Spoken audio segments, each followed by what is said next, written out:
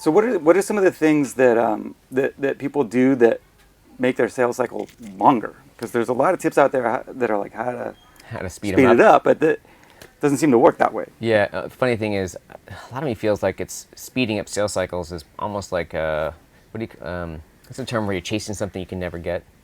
Yeah, it's kind of not a waste of your time, but there's things I feel like there's you're things you chasing can, your tail. Yeah, kind of like there's things you can do to slow down your sales cycle. But it's really hard to speed it up. Mm-hmm. And a lot of people who say, "Oh, do these things to speed it up," but to slow down your sales cycle, like one of the most common things is not disqualifying fast enough, or not disqualifying appropriately. And so you end up with usually you want more prospects, I really want more people to sell to. They're not really a fit. They're not really interested. Or maybe they're a fit, they're not really interested, not ready, and you're trying to sell them, and they're just not ready. Right? They're just not ready.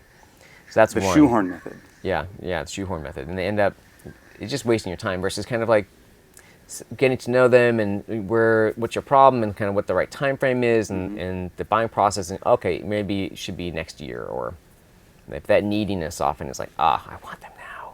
Yeah. Okay, do what you can do now, but then if they should be next year, it should be next year. So not disqualifying. That's a flavor, like impatience or neediness is kind of like a flip side of that. I would say if it's an early stage company, a lot of times you're still learning what qualification means. So another one is selling too low, right? You get an engineer, a developer that comes into your website, and you're like, I'm gonna call them. They're a lead, and they're like they have no buying power. They don't care, and they're just like researching something, and they're low level, not in a bad they're not the level where they would be a purchaser. Right. They're like a user. Yeah. And then you ask them, well, okay, who's senior? And they're like, I don't know, and I don't want to refer you up. So sometimes you can work with a prospect, and so this is where ideally, hopefully, the company knows, okay, generally it's the director of marketing that buys things, right? Or maybe the VP of sales, so they kind of over time they'll kind of know the level that you generally want to be to actually make the purchase for what level. And if you come in under that, so let's say you need to really, the director of marketing is typically the buyer, and the marketing manager comes in. So being able to practice with confidence, and practice is part of that, and having kind of the knowledge, expertise, and confidence of knowing, okay, what do you need to do to be successful, right, from doing this. Okay, great, let's talk about what you're doing, the problems, what they want. Generally, as a next step, we would do maybe a demo with you and the director of marketing, and they always get them involved. They're kind of the right people. What would that look like? How can we help? How can I help you get that set up? Or how can we look at the next step? And kind of involve them in the conversation, which is why it's just to their benefit to involve the senior person at the right time. At the right time. So again, practice and confidence and kind of knowing that you need to get to a higher level is a first step, and not to get stuck in selling to a marketing manager for 3 or 4 months, and then just nothing happens. If you can get up earlier and either they get interested, that'll speed it up, or you find out, wow, it's not a good fit, it'll be next year. Save yourself a whole bunch of time. Both. Yep. Both better situations. You're kind of trying to, in qualification, kind of saying, all right, there's these accounts. Are they a fit now? Are they a good fit, and are they a fit now? Or are they a good fit and they're a fit later, or are they just not a good fit? Right? And so you don't waste your time on them. Yeah. And I think, lastly, ultimately, one of the things that helps you speed up, not slow things down, is when you know the business and over time you know your customer stories, you know what works, you can confidently help them make the right decision. And so they have more clarity, and you're helping them internally make. A lot of times, as you get to be a little bit bigger with, there's multiple people on the side buying. Right.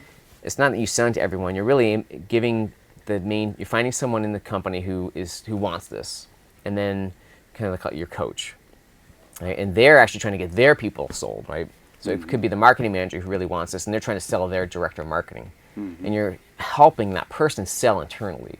It's not. So this is where how much do you sell directly to the people versus you're giving your champion their tools for them to sell internally. Yeah. Because your goal is really the more clear that you can make the value of what you're doing, and that might be financial value, it might be, and the more clear the message is, the easier it is for your internal people to kind of get their cats herded. Yeah. So something else that slows things down is like long, confusing, complex stuff. Don't get caught up in like the more pages I write and the more academic I am, the fancier will help. Like you want concise, clear, compelling, whether it's an email, proposal, demo.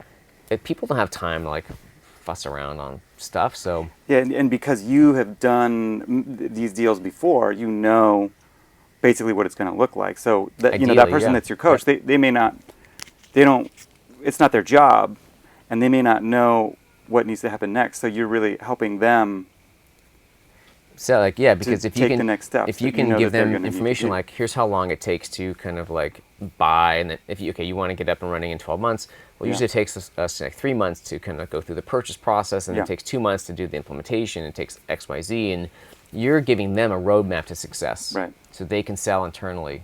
So I think that's something to realize is that if you expect the customers to know what they're doing, Yeah. and they're just kind of like grabbing your tool, you're not. That's not the right attitude. Most customers, they're not like a lot of people will say in the blogosphere, wow, customers are more educated than ever now. Yeah, but they're also more confused than ever. Yeah. They're more confused than ever. That, like, confusion is your enemy, right? Confusion, it will end up, they'll say no, or they'll say later or too expensive, but really they might be kind of confused.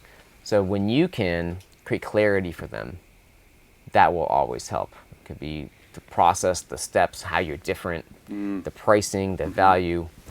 It's hard, Mo. It's hard. Yeah. The last thing is, the one thing that really does speed up sales cycles is like senior referrals.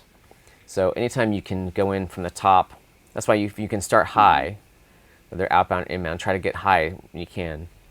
Or if you can find, someone who knows, like a board member, senior person, customers who are senior, you can refer you, or that does work, because when you get like senior people who are behind it in some way, that speeds everything up. Because when you have a junior person trying to sell to a senior person, and the senior person is like, oh, it just takes forever. Yeah. And you don't really know what that sort of relationship is like between those people. Not really. It's a little bit of a black box, Yeah, and you don't have so much control. Yeah, and sometimes you have prospects who don't tell you anything, and sometimes Yeah. they're totally open about it. And we mentioned this before, but I do think in kind of knowing, ideally, like at what point do you try to go in selling a bigger deal up front, because it creates more commitment and more momentum and more success for the customer versus them like being kind of scared and dipping their toes. Like when should you do that? Versus when should you start with more of like a pilot or test to see. So again, if you're not sure it's a good fit, pilot was great. Some other way to say, hey, let's work together for a time to see, is this a good fit and what does that look like, so we have confidence for the future. Yeah. That's different than knowing, okay, you know what, I know this is a good fit, Yeah. and we should just like, how can I bring to bear the proof, evidence, testimonials, or whatever I need to do to get them to buy in at a higher level sooner, because that's going to be right for them.